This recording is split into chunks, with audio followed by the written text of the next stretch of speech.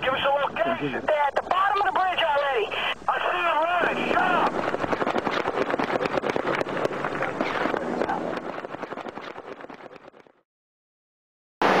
Hi, I'm Brendan McCarthy, reporter with the Times-Picayune. I'm outside federal court where this morning Jose Holmes, one of the shooting victims in the Danziger Bridge police shooting, testified.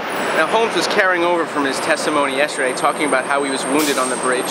He said how he heard gunshots. He hopped over a concrete barrier on the walkway, and he looked up, he saw a shadow.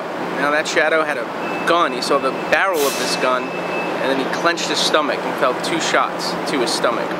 Shortly after Holmes testified this morning, former officer Ignatius Hills took the stand to recount what happened that morning and in the days since. Now, Hills is one of the so-called Danziger 7. He was initially indicted on the state charges back in 2006, but that case, of course, fizzled. Now, Hills said today on the stand that he was in the back of the budget rental truck as he traveled on the Danziger Bridge. He was fearful. He heard gunshots coming from the front of the truck. And as soon as the truck stopped, he saw a fleeing teenager, a member of the Bartholomew family, who was with Holmes that morning. And Hills leveled his gun, took 2 shots, and missed. Throughout his testimony, Hills also called the police investigation into this incident ridiculous. He called it a cover-up. He said certainly it had holes, inconsistencies, it wasn't good.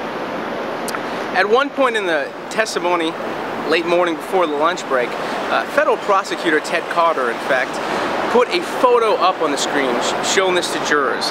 And this photo was of an iconic photo, if you will, of the morning in which Hills and his 6 colleagues turned themselves in to face those murder charges in early 2007 in state court.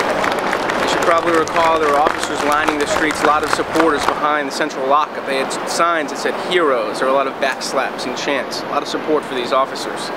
Today, prosecutor Ted Carter asked Hills, "Did you feel like you were treated like a hero that day?" Hills said yes. Carter then asked him, "Are you a hero?" Hills said no. Now, this testimony is going to continue throughout the afternoon.